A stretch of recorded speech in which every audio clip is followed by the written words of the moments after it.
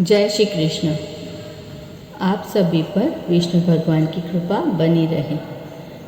मैं आपको 13 दिन का पाठ सुनाऊं, उससे पहले मैं आपसे कहना चाहूँगी कि पुरुषोत्तम मास के अन्य दिनों के वीडियो भी मैंने बना रखे हैं। आप मेरे चैनल पे जाके सभी वीडियो देख सकते हैं, नहीं तो आई बटन में मैंने उसका लिंक दिया हुआ है। पुरुषोत्तम मास के 13वें दिन में हम 13वें अध्याय का पाठ का श्रवण करेंगे। 13वें अध्याय में हम चित्रधर्मा का वैकुंठ गमन और गंधर्वा राजा की कथा का वृत्तांत सुनेंगे। 13वें अध्याय का पाठ बताऊं उससे पहले आपने मेरा चैनल सब्सक्राइब नहीं किया हो तो कर दीजिएगा। 12वें अध्याय में हमने देखा कि मेधावी ऋषि की कन्या अगले जन्म में द्रुपद राजा के वहाँ अग्निकुंड में से उत्पन्न होती है और हम सब उसे द्रौपदी के नाम से जानते हैं। द्रौपदी के स्वयंवर में अर्जुन ने मछली की आँख को वेद कर द्रौपदी के साथ विवाह किया। उसके बाद दुशासन द्वारा भरी सभा में द्रौपदी के केस खींचकर उसे वस्त्र हरण करता है। तब द्रौपदी वहाँ पर भगवान कृष्ण से भरी आस से प्रार्थना करती है कि मेरा इस संसार में कोई नहीं है। भगवान हे श्री कृष्ण, हे दामोदर, मुझे बचाओ।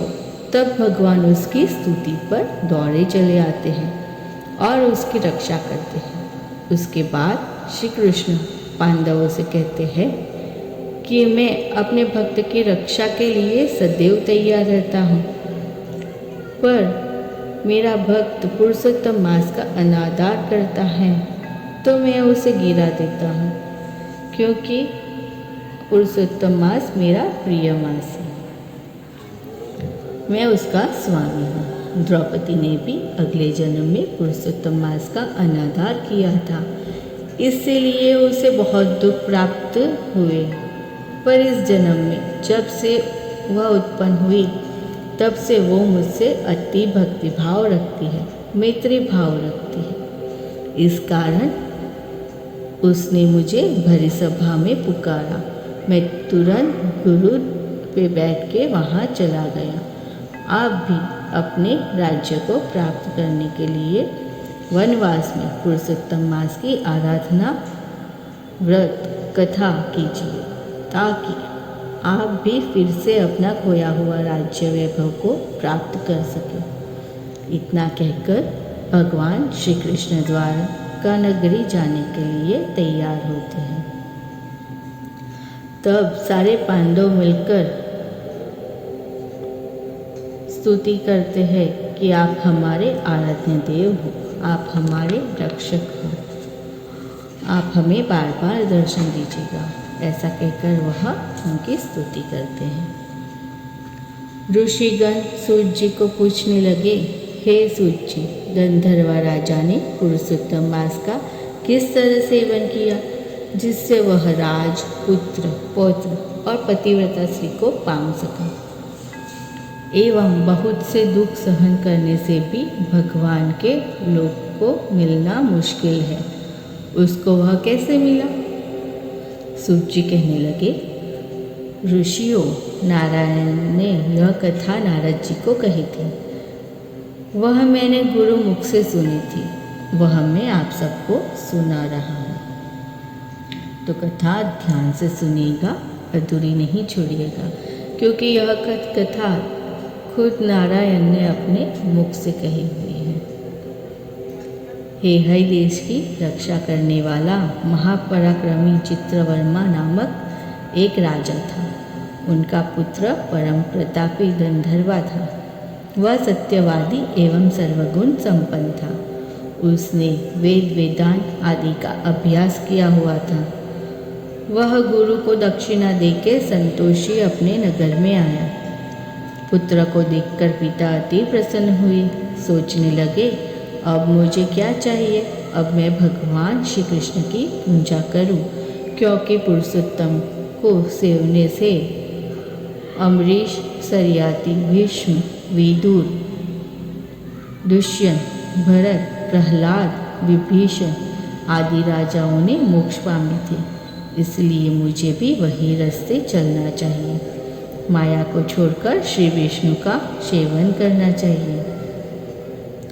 ऐसा सोचते हुए अपना पुत्र गंधर्वा को राज का भार सौंपकर पुलहाश्रम और गए। वहाँ जाके वो श्री कृष्ण का स्मरण करके कामनाओं का त्याग करके तप करने लगे। इसके फलस्वरूप वह विष्णु लोक में गए। वह सदैव गंधर्वा को जब मिला तब हर्ष दुख से भरा उसने विद्वान ब्राह्मणों को सब बातें की। विद्वान ब्राह्मणों ने अपने पिता की मुक्ति हेतु जो क्रियाएं जताई वे सब उसने की। नीति शास्त्रों में प्रवीण गंधर्वा पुष्करावर्त में राज करता था।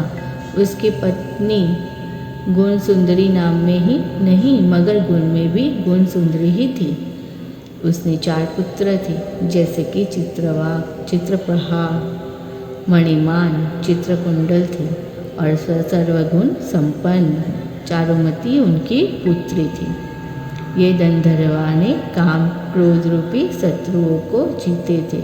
वह क्षमाशील था, सागर सा गंभीर था, पत्नी व्रत में श्री राम जैसा था, सद्धर्म का आचरण करने में सदा कार्यरत कार्यवीर सहस्रार्जुन जैसा था। यह राजा को एक दिन रात को विचार आया कि यह वैभव मुझको कौन सा पुण्य का प्रभाव से मिला होगा। मैंने कभी भी तप, दान एवं होम जैसा कर्म किया ही नहीं है। मुझे यह सब क्यों मिला, वह मुझे कोई विद्वान को पूछना चाहिए। इस तरह सोचते सोचते रात पूरी हो गई।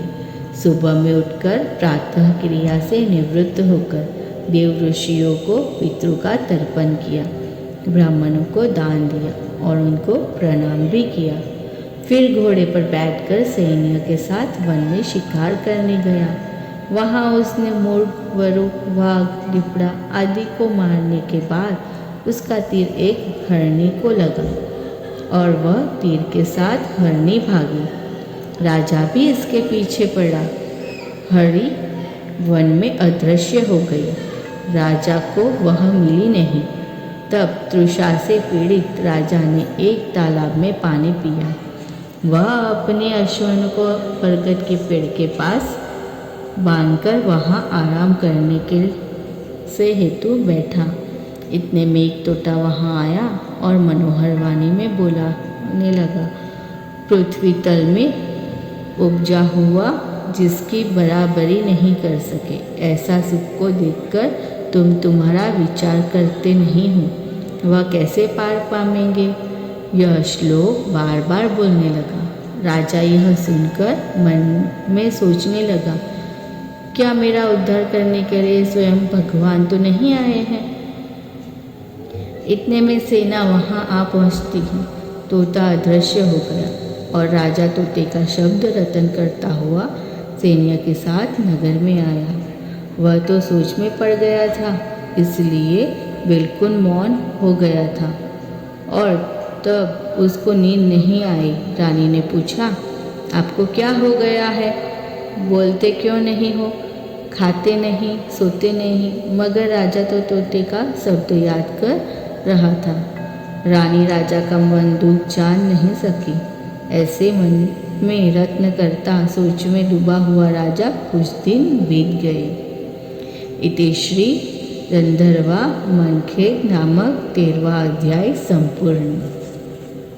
पुरुषोत्तम मास की कथा अध्याय जारी रहेगी। मधुर अमृतवाणी के साथ बने रहिएगा। और आपको ये वीडियो अच्छी लगे तो लाइक, शेयर और सब्सक्राइब करना नहीं भूलें। जय श्री कृष्ण।